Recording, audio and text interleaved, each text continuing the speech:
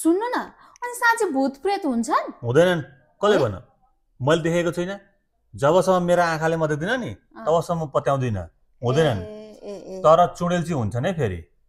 अनि त्यो चाहिँ तपाईको आँखाले देख्नु भएको चुडेल चाहिँ मैले मेरै आँखाले देखाएको छु राम कहाँ देख्नु भयो हिजो राति टक्कसँगले ठ्याक्क 12 बजेको थियो कडाक्क आवाज आयो क्या अनि त्यसपछि मेरो आँखा पुलुक्क खोले अनि यसो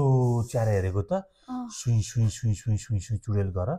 फ्रिज गडाक्क खोलेर फ्रिजको पानी निकालेर टन टन टन टन टन टन पानी खाइँदै थिएँ है म त गडा बुढुसँगले ब्ल्याङ्केट ओढेर डरले सुतेँ नि चुडेल अनि त चुडेल त म बेलुका गर्मी भएर खपि नसक्ने भएर त्यहाँ गएर पानी खाएर आएको चुडेल अरे कति न तँ पो थिइस् अनि को थियो त राति तपाईँ कपाल घत्रङ्ग पारेर यसो गरी को हिँड्छ अनि होइन राति पनि मान्छे त्यहाँ उठ्दाखेरि पनि सनेक्सन पारेर क्रिम पाउडर लाएर अनि उयो गरेर हिँड्छ क्याटवक गर्दै राति त्यसै निन्द्रामा हिँड्छ त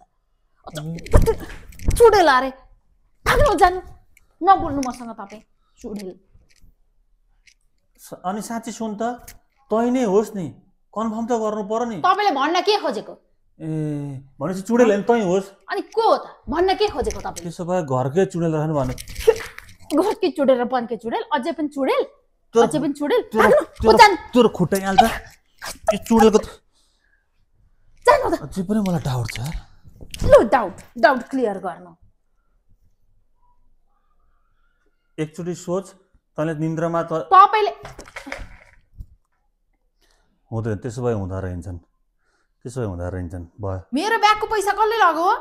यो मेरो ब्यागको पैसा कसले लग्यो तपाई बाहेक यो घरमा कसले लान्छ मेरो ब्यागको पैसा खोइ मेरो ब्यागको पैसा म त्यस्तै परिबन्धमा परे कि मैले पैसा खर्चै गर्नुपर्ने अवस्था आइलाग्यो क्या अनि के परिबन्धमा पर्नुभयो तपाईँ त्यस्तो पैसा खर्च गर्नुपर्ने मेरो ब्यागको पैसा लगे तेरो कारणले गर्दाखेरि मैले पैसा खर्च गर्नु पर्यो त्यस्तो माहौल बन्यो क्या मैले के चाहिँ गरेर तपाईले मेरो माहौल बन्यो अब सबै साथीहरू भेला भएका थिए ल आज सबैले आफ्नो बुढीको फोटो देखाउने जसकी बुढी राम्री उसले त्यसको आजको खर्च बिहोर्ने भन्ने कुरा गरे अब मसँग त ठ्याक्कसँग तेरो फोटो पर्समै थियो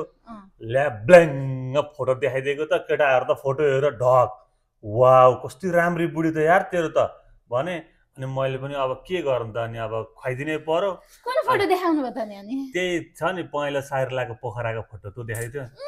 वन पिस लाकोहरु कतिवटा देखाउनु भयो त त्यही सारी लाको देखाउँदा केटाहरूले मा क्याफेमा मलाई छोडेनन् झन् तेरो वन पिस लाको देखाएको भए त मलाई 5 स्टार लैजा भन्थ्यो होला नि कम्ती गाह्रो हो त अनि अबदेखि चाहिँ अलि 4-5 फोटो देखाउनु के त्यो ऊ साडी लाको बुड्डी सुड्डी वाला होइन के अपन धेरै राम्रो चाहिँ नहो के बेकारमा पैसा खर्च हुन्छ के गर्छ तपाई त्यति लकी हुनुहुन्छ अनि तपाई जस्तो लकी के लिनु यो खाम भित्रमै राख्दिएको छु त्यो साथीहरुलाई अलि राम्रो होटलमा लगेर खुवाउने अर्को चोटी अलि राम्रो फोटो देखाउनु म भोलि गएर फोटो सुट गर्छु के ल